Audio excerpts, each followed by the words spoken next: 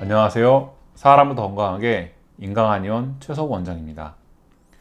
남성들이 이르면 40대 후반부터 소변을 볼 때마다 나오는 시간이 오래 걸리고 시원치 않으며 소변 후에도 잔뇨감이 남는 불편한 증상이 생겨서 전립선 비대증으로 진단받는 경우가 많습니다.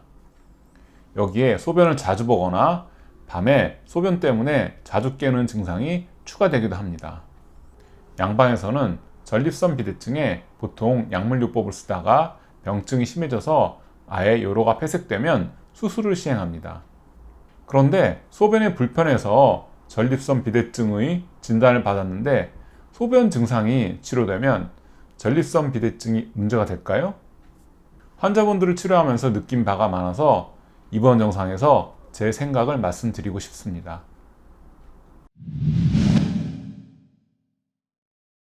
소변이 시원치 않거나 방울방울 떨어지거나 보고 나서도 잔뇨감이 남아서 바로 또 보고 싶은 증상 등이 남성에게만 생기는 증상일까요?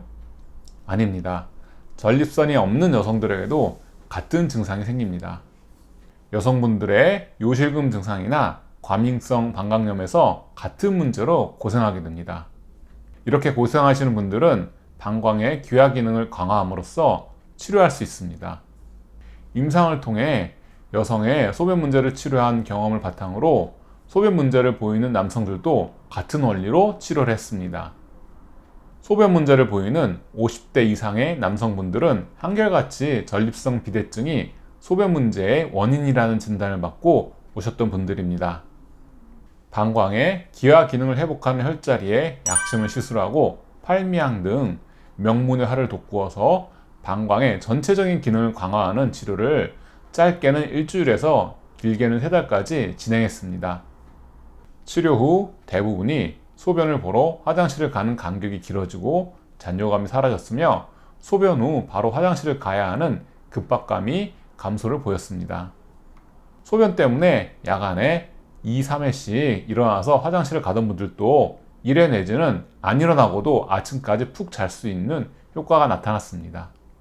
이렇게 전립선 비대로 인한 소변 문제로 고생하시는 남성분들을 치료하면서 많은 생각을 하게 되었습니다. 과연 전립선 비대증이 소변 문제의 직접적인 원인일까? 방광의 기화 기능의 원동력인 신장의 양기는 다른 말로 명문의화라고 합니다. 나이가 들면 남자들은 명문의화가 점점 약해집니다. 소위 양기가 약해진다는 표현을 씁니다. 명문의화가 약해지고 방광 기능이 떨어지면 하부 괄약근의 조절 기능이 약해지면서 소변 문제가 발생합니다. 동시에 전립선이란 조직은 어떻게 될까요? 방광 밑의 전립선은 몸통의 최하단부에 위치합니다.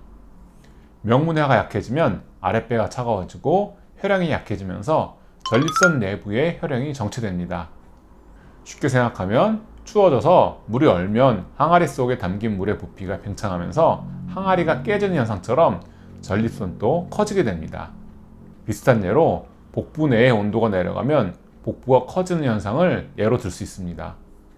배를 따뜻하게 하는 치료를 하면 배가 들어갑니다. 다시 생각해보면 전립선이 비대해져서 소변에 문제가 생겼다보다는 명문의 하가 약해져서 방광의 괄약근도 약해지고 전립선도 비대해진다. 이 말이 더 맞지 않을까요?